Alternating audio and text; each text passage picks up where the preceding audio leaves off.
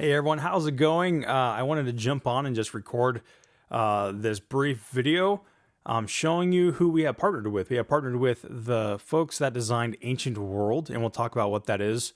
They're from Australia, and they make reconstructions off of the ancient world with historians and archaeologists, and it's really amazing. I thought it was fascinating. It was going to be something that I was like, oh, I want to use this for myself first.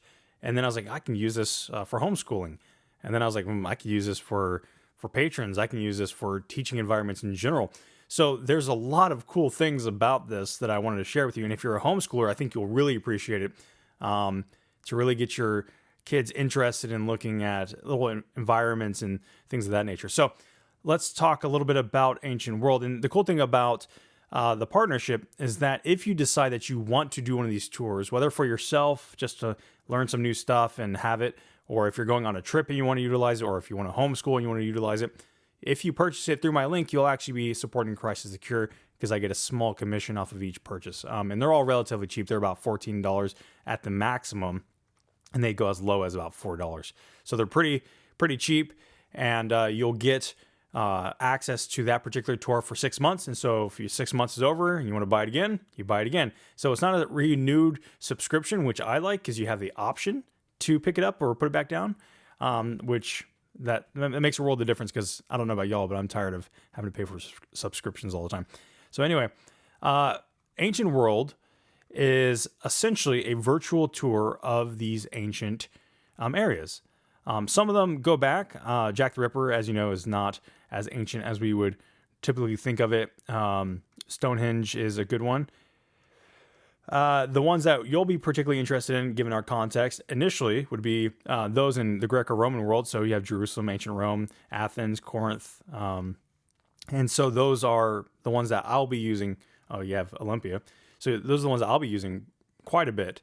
And what it is that you go through these ancient worlds, whether it's a web-based app, so you use your desktop, you use your iPad, you use your phone, or you can use VR, as you can see right here. And you can compare the ancient world with the modern world, as well as have a tour guide who gives you information, a digital tour guide that gives you information and takes you on a route through this ancient world.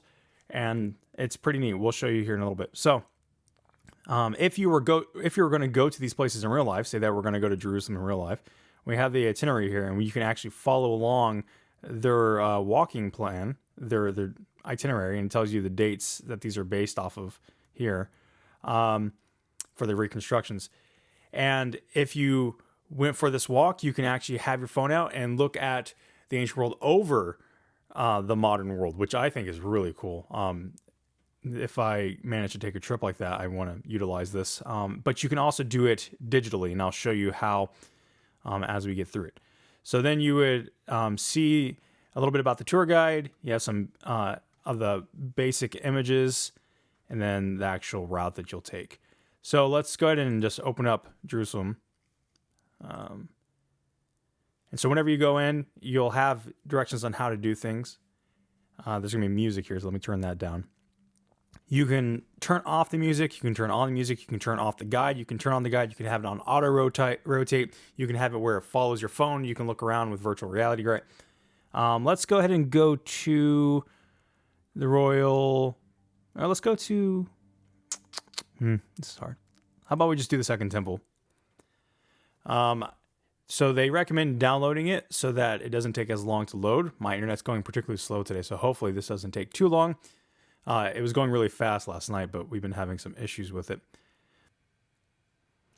So I had to actually restart my router. So here we go. So this would be the tour music, and you can choose full screen here. So you have full screen, and you can see the Second Temple, and then you would also have a tour guide that you can hit play. We are in the outer courtyard, otherwise known as the women's courtyard, and up ahead of us we see those semi-round steps.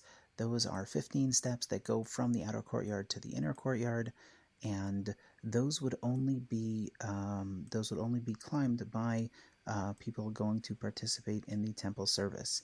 Now, there are 15 steps, and in fact, if you look in the book of Psalms, that King David wrote. He wrote in honor of the temple. In fact, this was one of the architectural features, which was the same in the first temple and the second temple. These 15 steps sort of correspond to those 15 steps. So as you can see, there's tour guides for every single one of these slides here. And then on each one, you actually have a set of images that go with it. So you can see the reconstructed view here. And then it'll show you the outside, like the bird's eye view. And you can go through and they give you details about what's going on here. And then that's the sack of Jerusalem. King David wrote in Psalms. But if you wanted to, you could, this is going to be a poor example, I think. So if you look at it here, it's the 12th one on your map. So you just drop your little guy over here to 12. And then you can see what it looks like in modern day, which, as you know, is the Dome on the Rock in this case. So it's actually pretty interesting. And you can navigate the Google Maps. They utilize the Google Maps there. So it's pretty neat that you can do that. I can show you one more example. And then, of course, you have that option with all these different locations here. I've looked at the Roman one several times at this point, just because I've been looking at Rome a lot. So if you would take a look at the Colosseum, for example. It is time now that I share some numbers with you. Let's start with the arena itself, the heart of the Colosseum. That was 83 by 48 meters. The whole buildings was 189 meters long and 156 meters wide. And the outer wall, 48 meters. So it's pretty cool. A great way to kind of immerse your kids. They're still working on more materials. And so I think it's going to end up being really cool as time goes on. So that's really what it is. I wanted to show you guys. And there's a link in my bio. Depending on which page I put this on, Historia Ecclesiastica will just have it in its bio. And then on Christ is the Cure, it'll have it in the link tree. So I hope it's pretty cool. And then you can keep watching for another little trailer of what they do. So have a good one, and God bless you all.